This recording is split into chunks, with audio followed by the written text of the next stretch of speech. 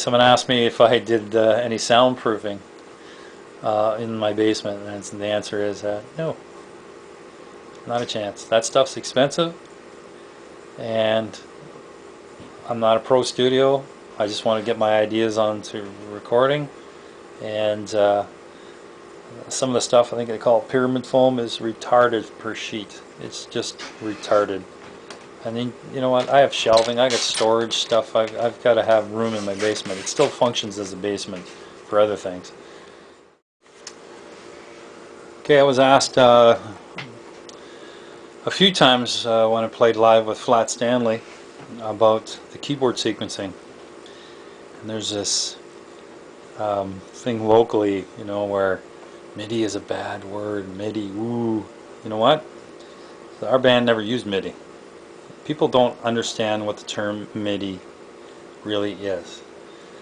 In our case, we sequenced keyboards.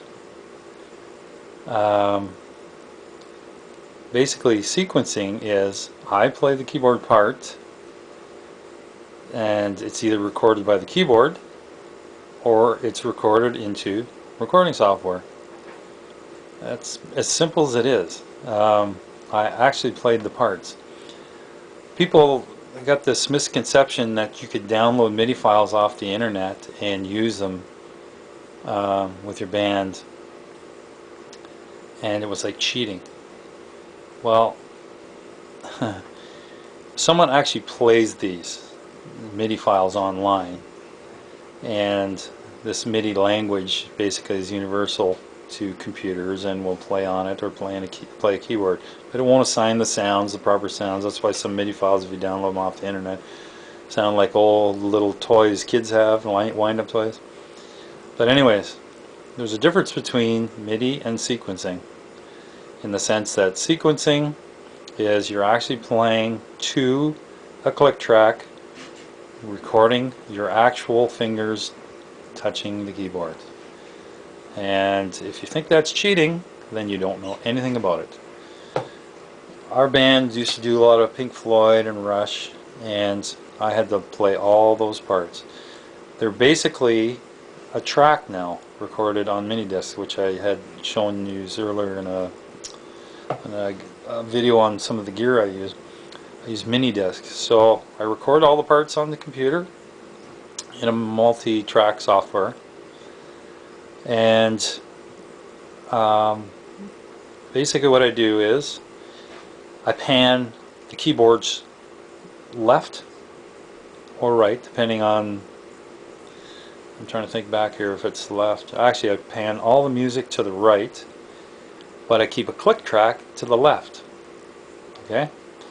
So when I run it, when it's burned onto a mini disc, and I run the right channel of the mini disc to the front house PA, the left goes back to a little power amp and mixer setup that I have at my drum set. And when I wear earbuds, or little baby earphones, the click track is here, keyboards are here. The band doesn't even have to hear the keyboards, but they'll go out to the front house or a little bit in the monitor for the band if they wish. Now, I'm actually playing to keyboards I physically actually play. It's as simple as it is. It's not MIDI. So all this hate stuff that a few local bands were doing MIDI, it's not MIDI. If you have a computer on there, on stage, and you dump all these MIDI files from the internet, and the computer is reading the MIDI file, well, that's MIDI. MIDI is a language between devices. It's just not the same as sequencing, although you can use MIDI for sequencing for different sounds and stuff like that. But my experience with MIDI was many years ago. I did a guitar clinic for a friend of mine who was an amazing guitar player, and he MIDi'd bass guitar and the keyboards and stuff like that, but it's glitchy. Things go wrong back there. At that time they were going, because it just wasn't an exact science. But the sequencing, just think of sequencing as recording the actual part. Now, we used to do I'm trying to think of the song here.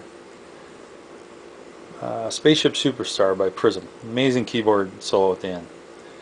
Well, there was no way I could play that song beginning to end because I'm not a great keyboard player by any means. So that keyboard solo that we did was done in sections, and just like you would record and punch in, I would do it little phrases at a time. Now, if you call that cheating, it probably is, because I wouldn't do that with drums. I would try and play it beginning to end, but because I was limited for my ability on the keyboards, that's the way I did it. And you can't tell, because when it was all finished, it sounded like a pro keyboard player did it, and I'm not a pro keyboard player. So that part you might call cheating, but most recording nowadays is done with punch-ins anyways. I don't think there's a band on the planet, except for Iron Maiden and possibly Rush and a few others, that will play beginning to end without doing punch-ins. And I wish it was back that way, but it does make you a better player. But in that case, it was just there wasn't a keyboard player that I could get at the time to do it, so I said, well, I'm going to try it. There's great software like Audacity and even your Windows Media Player that will take a song, slow it down, but actually keep it in pitch. Remember the old days when you used to take your reel-to-reel, slow it down? Well, the pitch would change. You had to tune your guitar down. They used to have turntables where you had a pitch control on. I actually still have one, where you slow down the pitch, but you'd have to tune your guitar down. The software now, this is the great thing about the software nowadays. So you can take a song and slow it down, but keep it in the pitch, concert pitch, A440 concert pitch, or whatever the pitch of the song is in. And you can learn the song slower and not have to tune your guitar, which is fantastic. The other thing about the software, you can tune the song up or down into keys. Because I do fill-ins with certain bands, and the wonderful thing is you can take the software and tune it to the key they play it in without even having to retune your guitar. It's fantastic. That's what I love about the modern technology. So anyways, I use that kind of stuff in my studio all the time. If I'm farting around with something, if I've played a guitar thing of my idea and I go, well, if I want to hear it in a different key without relearning it in a different key, I'll just use the software and go, no, that kind of sounds better, nice and chunky.